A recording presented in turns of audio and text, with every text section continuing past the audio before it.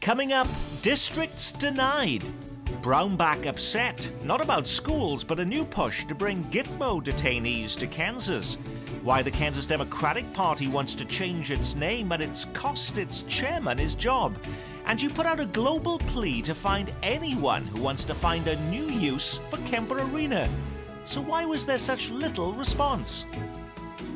Welcome everyone, I'm Nick Haynes. Delighted to have you with us again as we take you beyond the soundbite and behind the headlines, making news in this place we call home. Dissecting those stories with us this week from 41 Action News, reporter Brenda Lee Gonzalez, investigative reporter Stacey Cameron, star columnist and the host of Up to Date on KCUR-FM, Steve Kraske, and Kansas City Star reporter, columnist and blogger Dave Helling. Now, having reached an impasse over the future of Kemper Arena, this past May, the Kansas City Council decided to go global. They put out a national call for proposals in hopes of snagging a developer with a creative idea for the 40-year-old venue. The deadline was Friday. What amazing plans came forward? Well, two.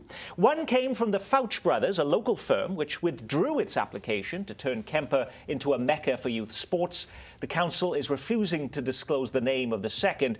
What can we glean, though, from the fact that only one national player bothered to even apply, Steve Kraske? Well, I think it's probably safe to conclude, Nick, that there's not a lot of interest in moving into Kemper Arena right now. You know, the West Bottoms has a long history in this town. You know, is it an attractive place for people to go or not? It sort of seesaws back and forth. And right now, you got to wonder if a lot of folks aren't concluding that it's not the greatest place. But it has to be a little bit attractive, because you did a story this week about the West Bottoms, and they're now charging $10 for parking in some parts of the West Bottoms. That's right, they can, because so many more people are headed over there, not just for the haunted houses, but we're talking about the antique shops that are now open not just one time a month. They're opening every single day now. So even though we might think of it as a wasteland, there is a growing area there. So what is the issue and what is the fix for Kemper Arena when they've only got two proposals coming in? Well, the issue, of course, is what you do with Kemper Arena. It doesn't really have that much to do with the West Bottoms, Nick. It has to do with the reuse for that facility in a community that has the Sprint Center, that has the Independence Center, that has Municipal Auditorium, Memorial Hall. I mean, just go down the list. There are places for people to gather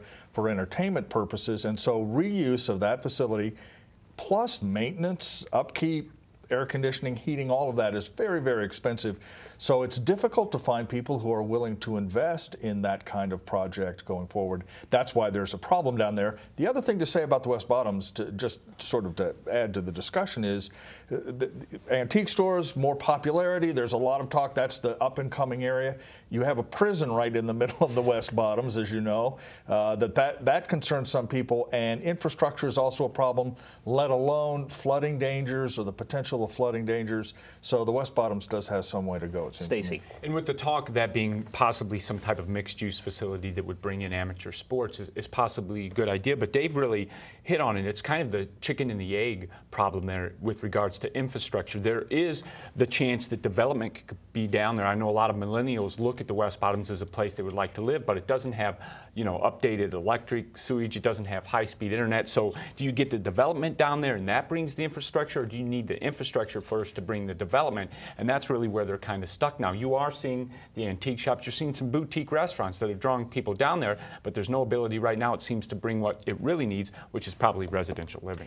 No, the American Royal is still there, though they've moved the parade this fall to the Arrowhead Sports Complex there, and they've also moved the barbecue to the sports complex. So has the American Royal, for all intents and purposes, left the Kemper Arena complex? Not completely. Their equestrian events are still going to be staged down at Hale Arena down there, so there's still some presence.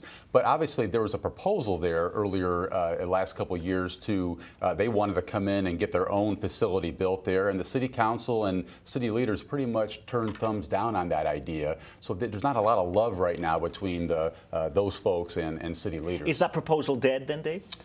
The proposal for the expanded American Royal, it is moribund because the city hasn't been willing to come forward with the kind of money that the backers think they need. Now, the idea, however, of turning the West Bottoms into sort of an agriculturally related exposition area is still alive to some degree.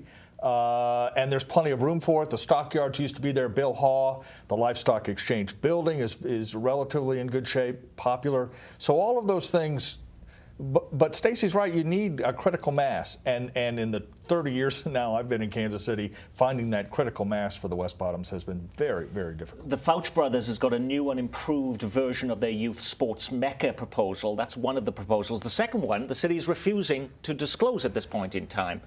But is a youth sports mecca the best use for that Kemper Arena complex at this point? Well, if you're looking at keeping it somewhat as it is and less of an investment for the dollar, yeah, it probably is, because you start to look at things, if they could somehow mix soccer in there, if they could mix in basketball for AAU. Parents come and they travel with their kids to these. Kansas City centrally located for those types of tournaments. Parents will come and spend money. So yeah, I think it's a great and novel idea. You don't see that offered in a lot of cities of this size in the Midwest. So maybe it is a novel idea that starts to help to spur that. Whether it is the choice that's picked, I don't know, but I thought it was a novel and good idea for the use of that space. Has there been any other ideas that have been proposed that are in any way viable for this, Steve? Well, you're not hearing very much right now, but I agree with Stacy. I think the Fouch brothers have a really interesting idea. Parents will travel. But they withdrew the idea before, so why is it now going to be considered? There was a conflict over use of dates with the horse people over would the Fouch brothers facility sort of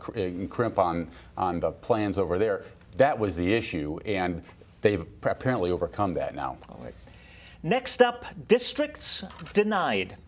We want to make sure we graduate each student, no matter where they come to us in their journey, prepared for their future, and that takes resources. More than a dozen superintendents stood before Kansas legislators asking for a piece of the $12 million available for emergency funding. 7 for, 2 against.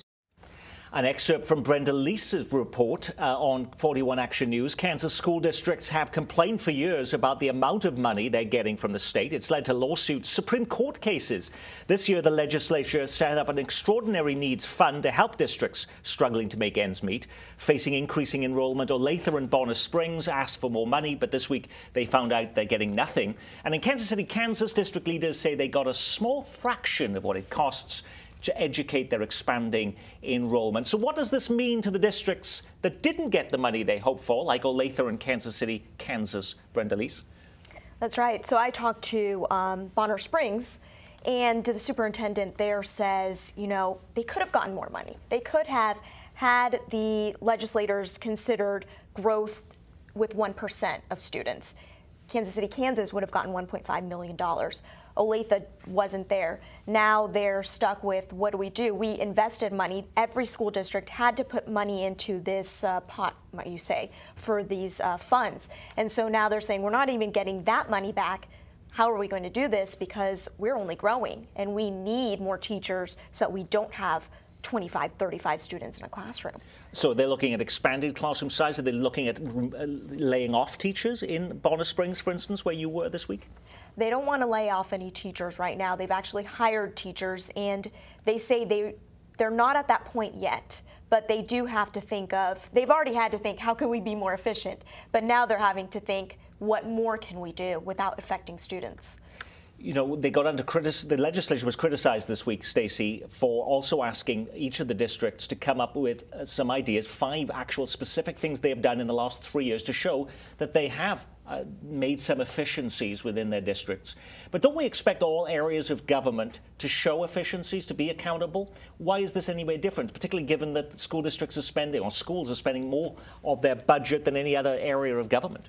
Well, in what the legislature is saying, they're spending more of that money, too, in out-of-classroom costs for administrators and other things of that nature. But as one of the lawmakers said, is the legislature showing that they're being more efficient with their money when they went to a historically long legislative session? Look, this is what Kansas schools have faced since the Great Recession of 2008. Schools being asked to do more with less. But the problem is, for these urban schools like Kansas City, Kansas, an emergency need wasn't saw if more students were coming into the district.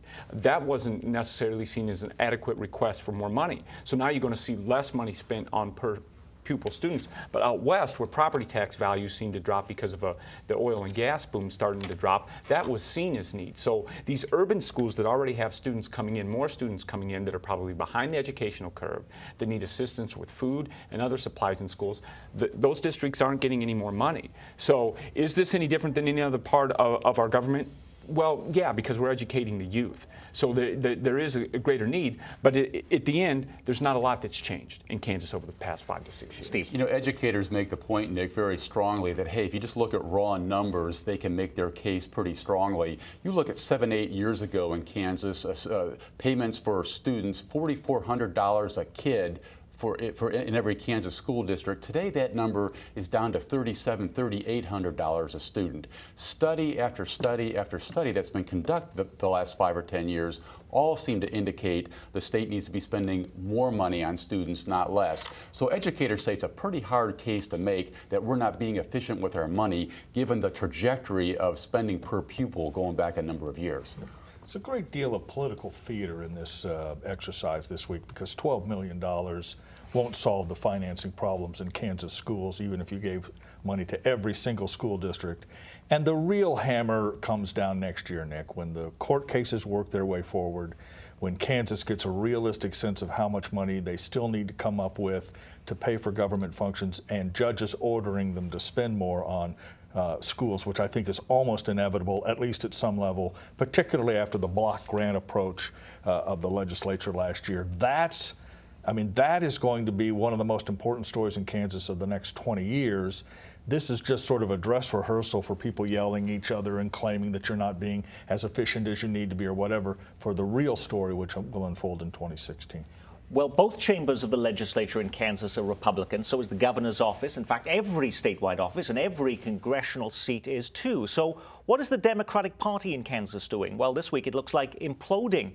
The chairman of the Kansas Democratic Party abruptly resigns after coming under intense criticism for trying to push the party further to the right. On the eve of the party's annual convention, Larry Meeker pushed for the party to rebrand itself to appeal to voters in a more conservative state. Among his recommendations was for Kansas Democrats to make room for people with pro-life positions and who disagreed with same-sex marriage.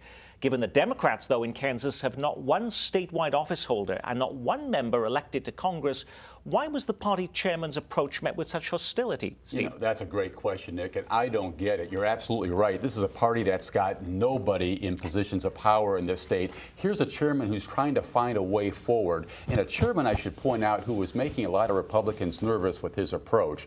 He wasn't saying let's compromise party principles. He was saying what politicians and party leaders have said for decades, which is we need a big tent, a big party that welcomes all kinds of people with all kinds of beliefs into our party. Hey, if you don't agree with every single tenet of our platform, that's okay. There's still room for you in the Kansas Democratic Party.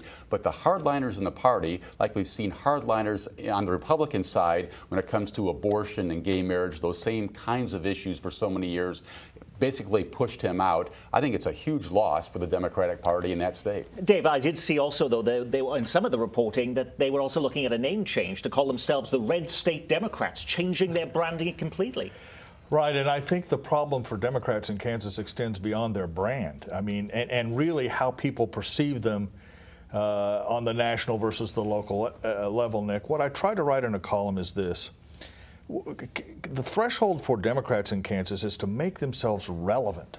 It's very hard to recruit someone to run for office as a Democrat in Kansas because the first lines you say are, you probably won't win, but if you do, you won't have anything to do because Republicans will control all the levers of government.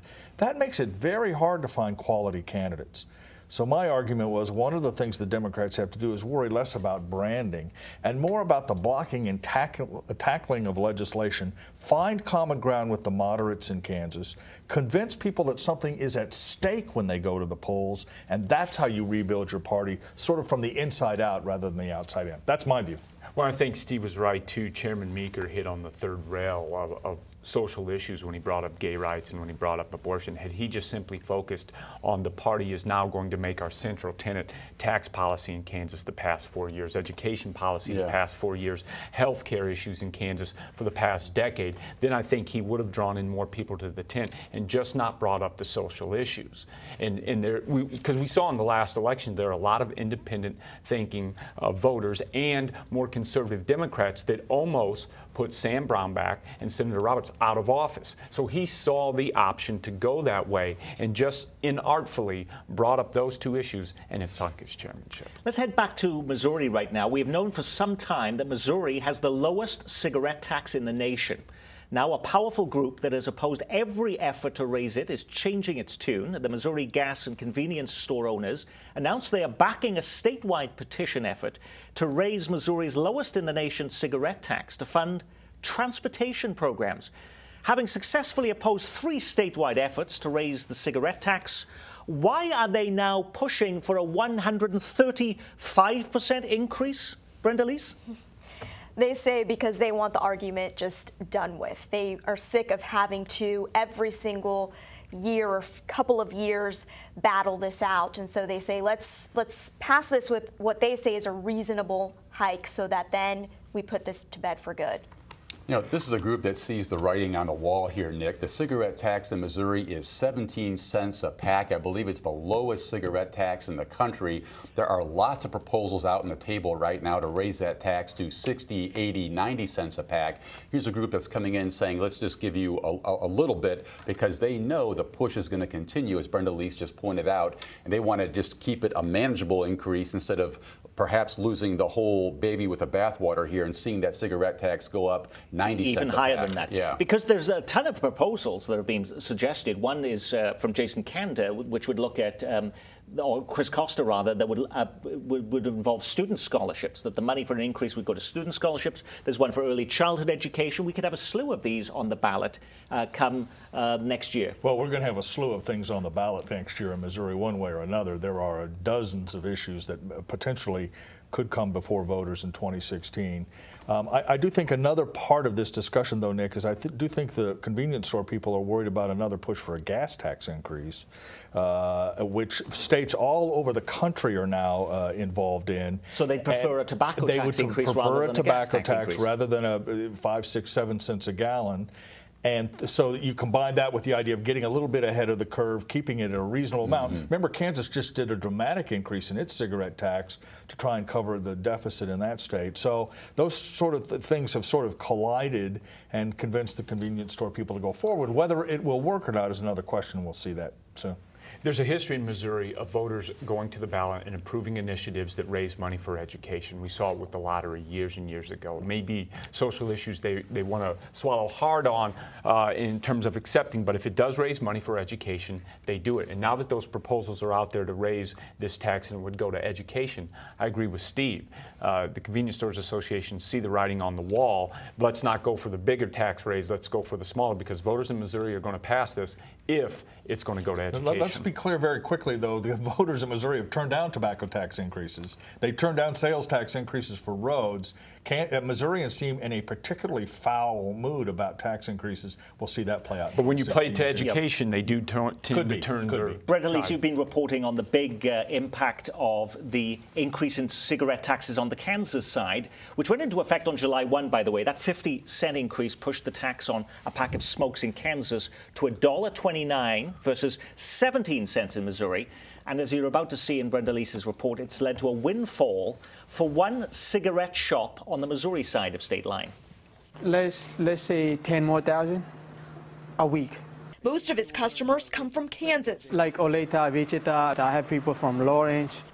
You heard right, even Wichita, where they'd pay more than $1 extra in taxes for every pack. Patel says there's one person to thank for tripling his business. Brownback. No one else. You know, thank you, buddy. I mean, if you're watching me, now I should just appreciate you more than anything. Okay, so Brenda Leese, he says 10,000 more a week. Is that 10,000 cigarettes or $10,000 more a week he's bringing in? 10,000 cigarettes more a week. He's tripled in the amount of stock that he has to order. every single week. So Missouri is getting a huge windfall in this. Kansas is losing out on all of this tax revenue as a result of this change. And this is only since July 1 when this tax went into effect. That's right. And he says even if Missouri were to raise their tax, he says by 70 cents, he's okay with it because he's still going to win in the end because they're still that much lower in their taxes than Kansas.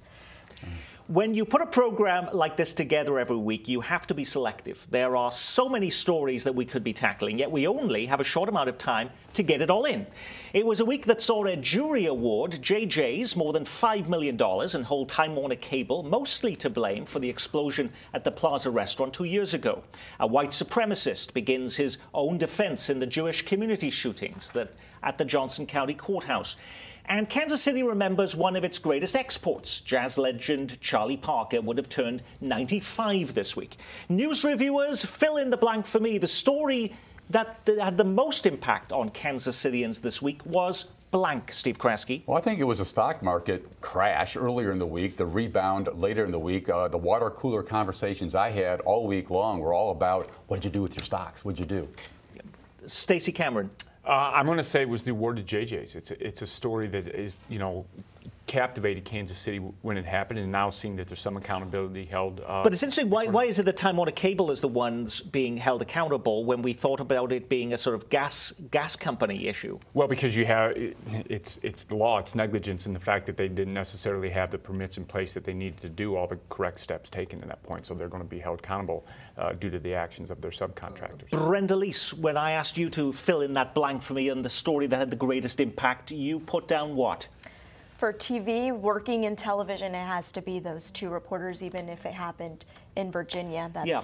Now, it did happen in Virginia, but this was the front page story in the Kansas City Star, led all of the TV newscasts in Kansas City. So, I mean, but would that have been such a huge story if these weren't part of a TV news crew and they were in another profession? You know what? I think what made the impact was how it was done. It was live television. So maybe it was a reporter, but this was seen on live television. And this is one thing that, to see that it's such a private moment, when everybody saw this and heard about it, I think that's what made everybody say, what in the world just happened? Now, at your own newsroom at Channel 41, has there been any conversations with your news management about your own safety or anything like that since that incident? The day it happened, there was, and they gave us the opportunity. If you need to talk to somebody, talk to somebody. They, told us the normal, be aware of your surroundings. I'm not sure how much more you can be aware of your surroundings. They were on live TV. What more could they have done? Dave Helling, you wrote a column about this week. I mean, there are so many other tragedies that happen. A lot of people die every day in terrible circumstances. What made this different?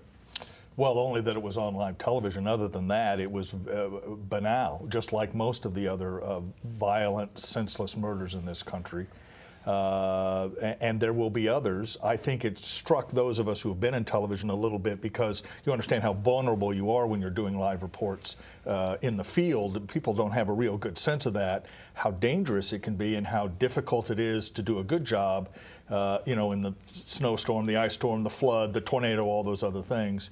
So I think that brought some attention to it, and young people dying senselessly like that had played a role as well. Let me just say, before we get away from sort of what the most impactful story was this week, I think the news that the FBI is investigating allegations of brutality at the Jackson County Jail is important for us to pay attention to, Nick, not just because of the specifics of that, but more broadly, there is a great conversation now underway in our country about criminal justice. And are we using our money and our resources most effectively to protect the public, bring justice, and to deter future crime? This is part of that discussion. And this community, I think, it's one place where liberals and conservatives are sort of reaching some consensus that maybe we don't punish criminals as well as we should, and maybe the Jackson County Jail story will be a part of that. That's going to be important for us to watch next year as well. Was that your most impactful story? Yes. Okay. Steve, you're also a journalism professor at UMKC, yes. So we also get the benefit of that. The TV shootings that Brenda Leese brought up was also a front-page story in the Kansas City Star. So even though there is a lot of senseless violence, you decided as a newspaper to put that on the front page of the paper that day. Because everybody in the country was talking about that story, Nick. It was irresistible in that sense. When an event reaches that kind of proportion, I think you almost can't stay away from it. Again, you know, I think you're right. It did involve journalists. Journalists tend to gravitate to those kinds of stories that involve the brethren here a little bit. But when you see something like that happen on live TV and you get that kind of response from the country, it's going to be on your phone. But will it change in any way the way that you do your work, Brenda Leese? I don't think so. Okay. And that's Stacey. my word. I fear this too shall pass. While newsrooms may talk about reporter, photographer safety, this time next week, you'll see them out in front of dark buildings. You'll see them in dangerous neighborhoods. You'll see them chasing storms. Newsrooms will talk about safety for the next 48 to 72 hours, and next week it'll go back to the status quo. Well, Kansas Governor Sam Brownback would say the biggest news story of the week was the safety of Kansans. The Defense Department has notified Kansas officials that they are surveying the U.S. disciplinary barracks at Fort Leavenworth to assess the possibility of housing Guantanamo detainees there. Governor Brownback swiftly responded this week, sending a strongly worded message to the Obama administration, saying he would fight this effort, calling it ill-advised. The news story got a lot of comments on social media. I was particularly interested in this one from Patrick Clark at KU, who asks, who cares where these guys are in prison? It isn't likely that they constitute a real threat to anyone at this point. Do we have any idea of who is in the disciplinary barracks at Fort Leavenworth now? So what about that? Well, I think that's accurate to some degree. I mean, you know, the opposition from the Republicans in Kansas in part suggests that they don't think the people in Leavenworth are qualified to watch detainees in Guantanamo, which I think is a real insult to the people who work there. But more broadly, the opposition is really not about bringing them to Leavenworth or to South Carolina or some other places. It's much more about not closing Guantanamo, which Republicans very strongly believe in, and that you saw reflected, I think, in the reaction this week. But we have a Democratic administration, and this is a Republican state. Hey, a great place to put these final remaining inmates from the Gitmo. Yes, Steve? Well, yeah. I mean, in fairness to Governor Brownback and Senator Pat Roberts, who also spoke out about against this week, their concern is that, hey, some of these detainees may not be well known to us, but they're well known to bad organizations that want to do bad things to America overseas. Those folks know who's over here, and putting these folks in our neck of the woods out here might attract unsavory elements to the Midwest who might want to do things to us as a result of keeping them here. And that's our Week in Review. I'm Nick Haynes. Thank you for joining us. From all of us at KCPT, thanks for spending part of your weekend with us.